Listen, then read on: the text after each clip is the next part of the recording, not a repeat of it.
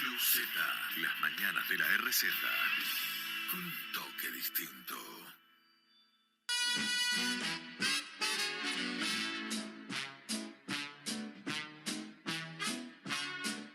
Once y cuarto, puntualmente, en toda la República Argentina, por lo menos si los relojes de esta radio no engañan, que coinciden con los del televisor, así que no engañan bajo ningún punto de vista. No te engañes. Este martes soleado y con esta cortina, como siempre, es porque amerita la presentación de nuestro entrevistado, noteado del día de hoy.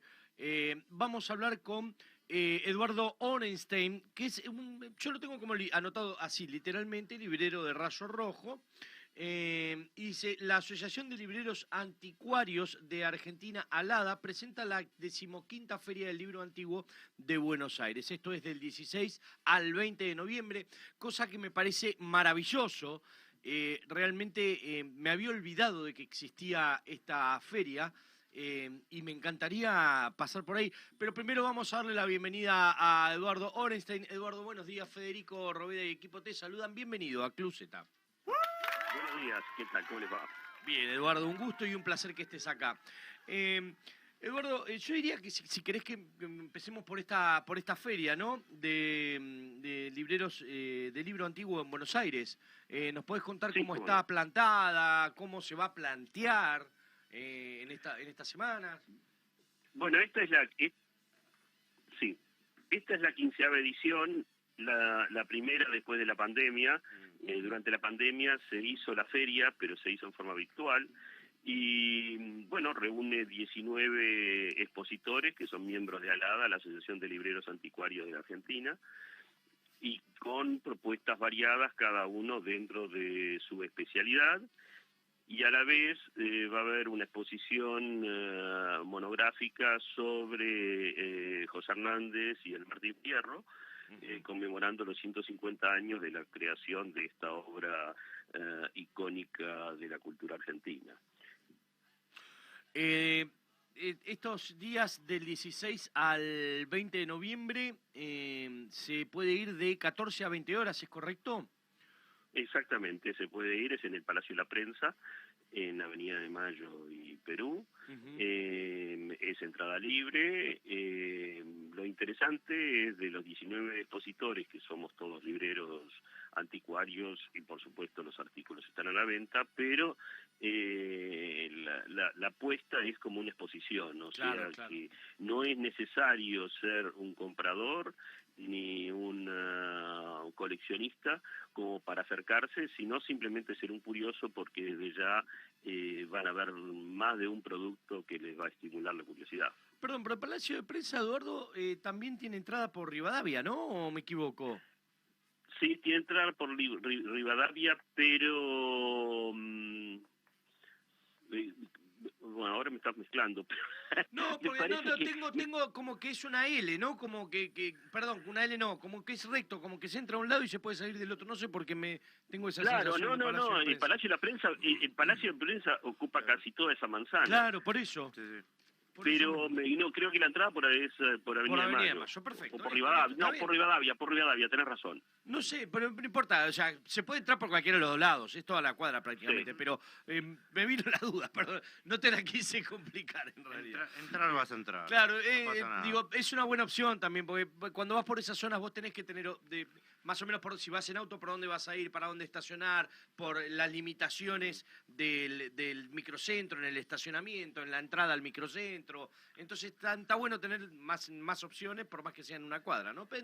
Quizás sí, no, por supuesto, el día de semana siempre va a ser complicado, pero el sábado y domingo, que también está la feria, el estacionamiento es gratuito en el microcentro. Edu, vos tenés un anticuario, vos obviamente sos escritor, librero, editor, documentalista y coleccionista de objetos, ¿no? Sí. ¿Son coleccionistas de objetos antiguos o de todo tipo de objetos? Bueno, yo trato de no ser coleccionista. Tengo un montón de objetos, por la borda. Me cuesta creer que no soy coleccionista, pero me rodeo de objetos que me gustan y me crean como una escenografía vital.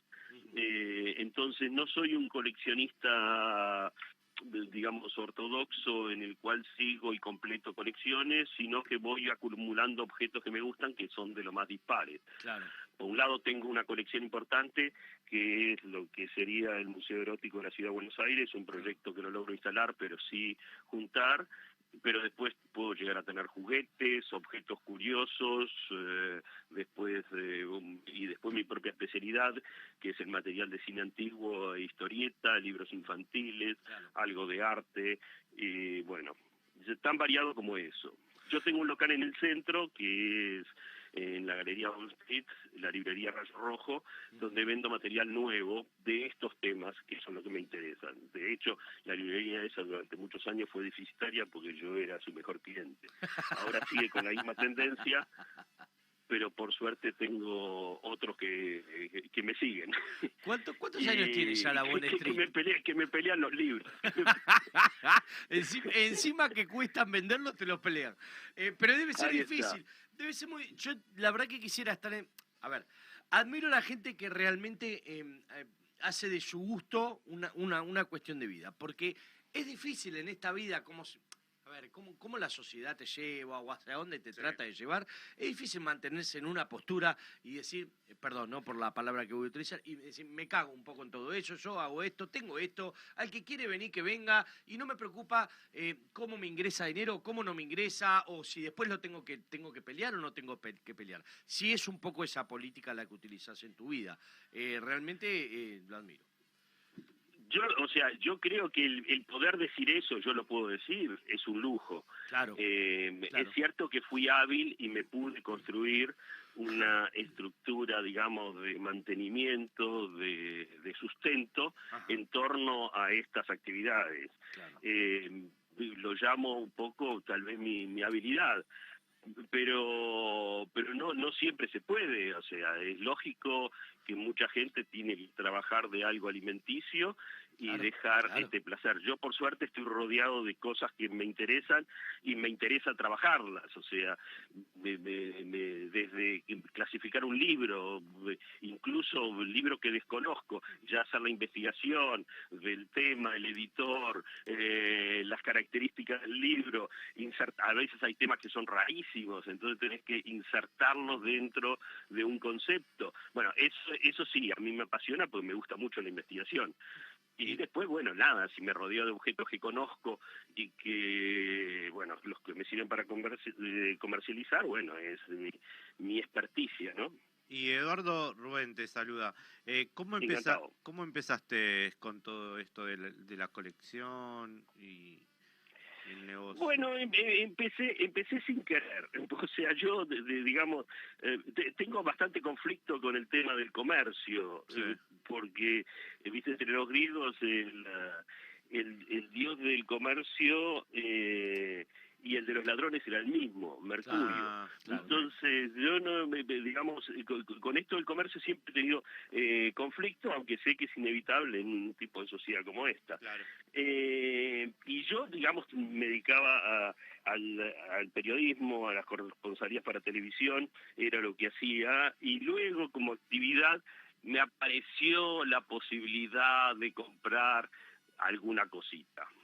Sí. Bueno, y después fue más cositas, y después fue un montón de cositas, y después fue ya una barbaridad, y ahora tengo, no sé, un stock impresionante, tengo cerca de 20.000 afiches de cine, unas 100.000 fotos, alrededor de unos 20.000 libros, miles y miles de historietas, bueno, es todo lo que tengo, además de los objetos y demás, y yo qué sé, lo del Museo Erótico, que fue algo que siempre me llamó la atención, y fui juntando materiales poquito a poco, y bueno, ahora se arma un acervo del Museo Erótico que tal vez también haya alrededor de unas 15.000 piezas. ¿A qué edad comenzaste no sé si a practicar porque querías o sin querer a juntar cosas? Bueno, eso fue temprano. O sea, yo la biblioteca, por ejemplo, que fue una de las cosas que empecé antes, fue temprano. Yo recuerdo que con 13 años, yo soy uruguayo, entonces teníamos un amigo, el amigo de toda la vida, entonces me acuerdo, siempre salíamos a recorrer librerías. Ajá.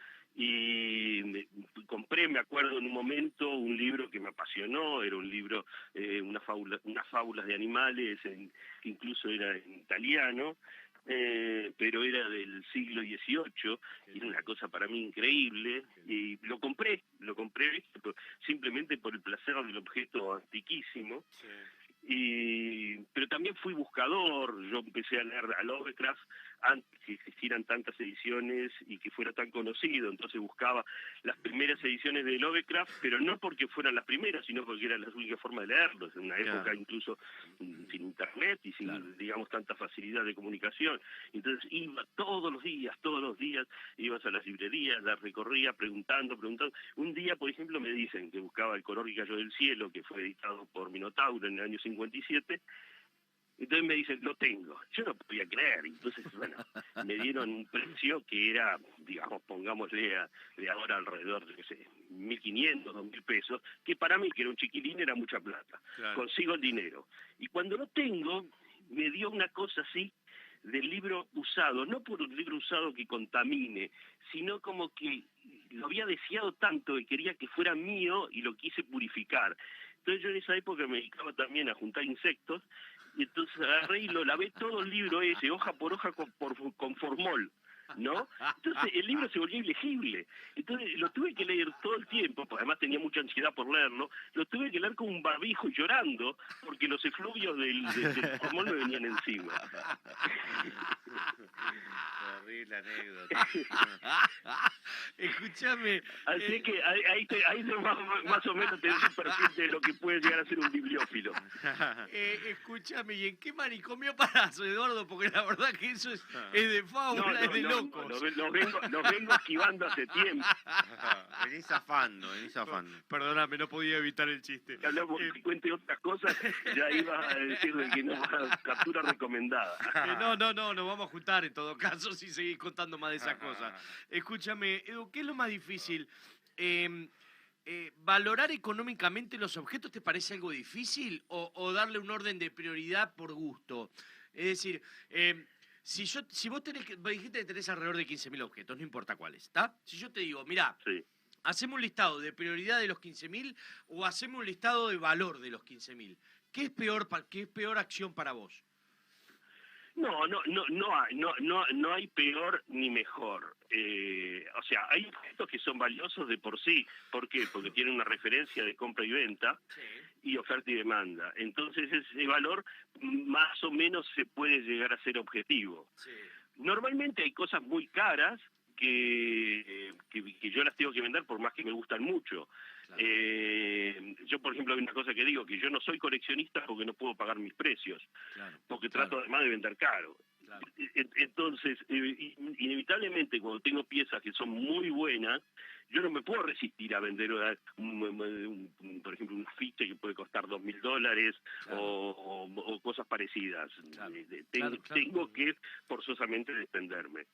Esos objetos tienen un precio objetivo y bueno, yo me asumo como lo que soy, o sea, soy un comerciante de estos objetos, un traficante, como suelo decir, porque voy de un lado para otro, consiguiendo un lado y transportándolos a otro. Y si tenés que ponerle... Luego sí, hay rarezas que no tienen una referencia, y entonces ahí es donde vos tenés que inventarle un precio dentro de tu experiencia.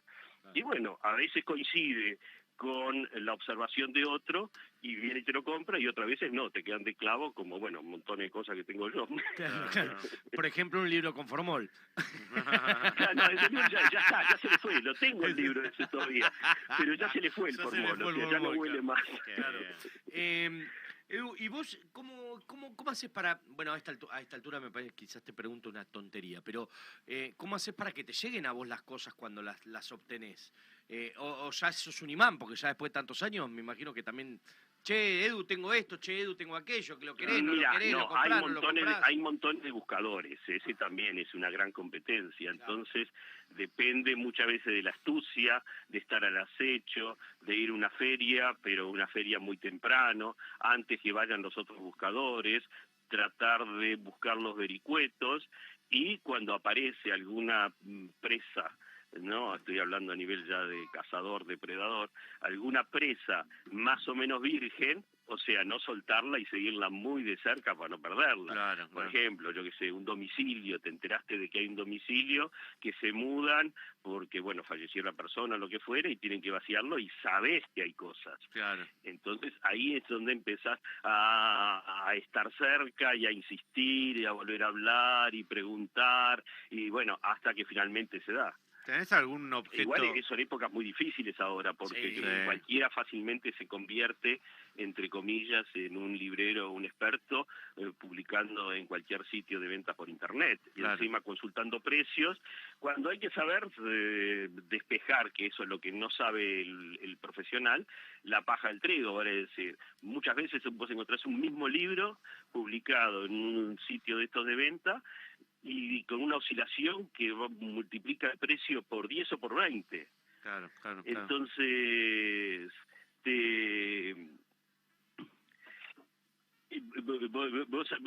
vos ahí es donde decís, bueno, pero pará, ¿cuál es el precio? Y obviamente, primero, el más caro no será el precio porque todavía está ahí.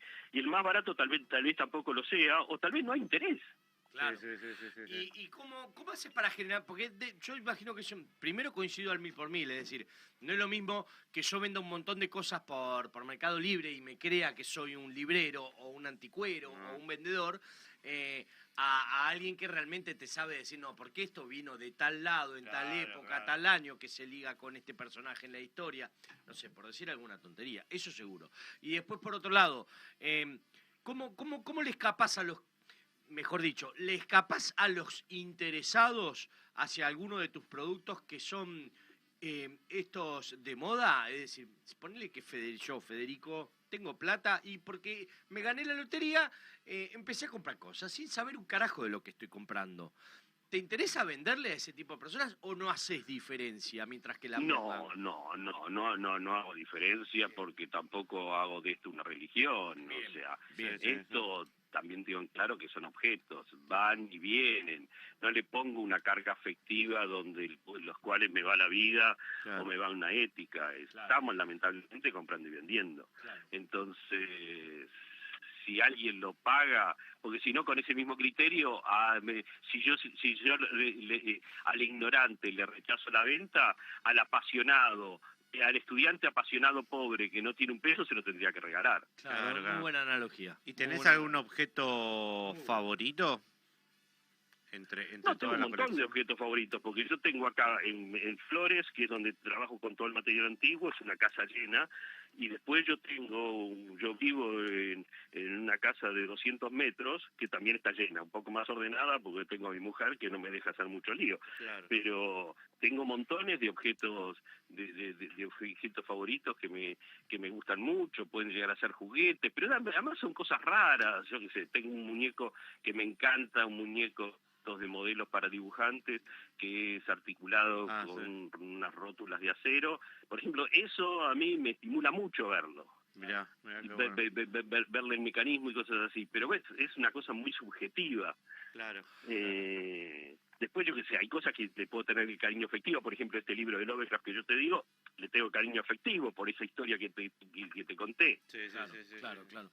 Voy a leer algo literalmente porque me llama mucho la atención y me hizo reír mucho hace un ratito.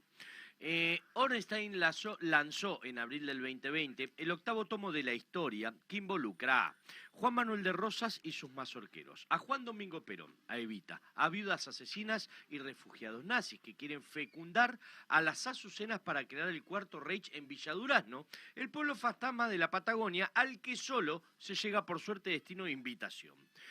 ¿Me querés decir cómo hiciste para escribir 7 anteriores si este es el 8º y todavía tenés esa imaginación para que esto sea una breve descripción de ese tomo? Hace 2 meses salió el 9º.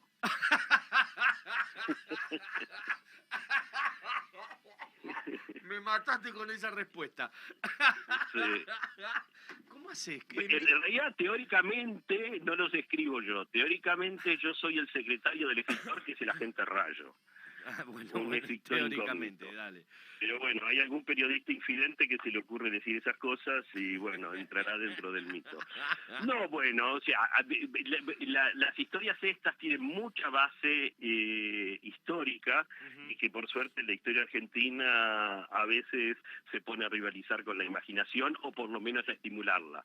Entonces yo tomo el disparate histórico y lo expongo por dos o tres, y bueno, y ahí donde salen estas cosas. O sea, hay por ejemplo Rosa, viste que te voy a dar un dato medio escandaloso, pero yo qué sé, los mazorqueros que eran un grupo patibulario de fascinerosos que apoyaban a Rosas como una fuerza parapolicial. Sí. Entonces dice, no sé qué te han enseñado a vos en la escuela, pero te dicen que los mazorqueros se llamaban mazorqueros porque los miembros estaban tan unidos como los granos de maíz. Lo cual suena ridículo para unos fulanos que eran unos asesinos sanguinarios. O era más orca. Cuando orca va con H. Claro. Y no con Z. Y no con Z. Entonces también es ridículo eso. Entonces cuando vos indagás un poquito y hay algún testimonio y que yo encontré y a la vez investigué, mazorca viene de introducirles una mazorca de maíz sin los granos en el culo a las víctimas para que no se defecaran cuando las degüellan. Claro. Algo de eso no lo aprendí en la escuela. No lo aprendí en la escuela, pero después me venían esas historias. Bueno, igual también vas descubriendo mucho después que, digamos, que la conquista del desierto, que te la pintan en la escuela como algo glorioso y fundamental, era pura y exclusivamente una aniquilación de los verdaderos argentinos o de los supuestos verdaderos argentinos, que eran los indígenas. Bueno, más allá de eso, me parece fascinante la forma en la que hilás. Me parece que no... Estas ideas, estos criterios tienen que darse a conocer mucho más de lo que se conocen y me parece mal que no sea así. Eduardo, repito para cerrar y finalizar y dejarte tranquila a vos, que la feria del libro antiguo, la 15ª Feria del Libro Antiguo en Buenos Aires, es del 16 al 20 de noviembre. Va a haber una mesa redonda, el mundo del libro y su circulación histórica, el Salón Dorado del Palacio de la Prensa, en Casa de la Cultura, entrada por... mirá, acá me decía, Rivadavia 564. La feria continúa los jueves, viernes y sábados de 14 a 20 horas. ¿Querés darnos algún punto de referencia para que la gente se comunique con vos, para el que quiera? ¿Cómo no? O sea, me pueden comunicar a través de la librería Rayo Rojo, o por email, rayorojo@gmail.com. Te agradezco mucho el tiempo, te agradezco mucho realmente la imaginación y lo que nos has hecho reír. La verdad que valió mucho la pena. Espero que vos lo hayas pasado también como nosotros. Bueno, muchas gracias. Un abrazo muy grande, Eduardo. Era Eduardo Orenstein, que es librero de Rayo Rojo y anticuario y coleccionista y un loco lindo, un loco hermoso. Enseguida volvemos con más. Club Z, las mañanas de la RZ, con un toque distinto.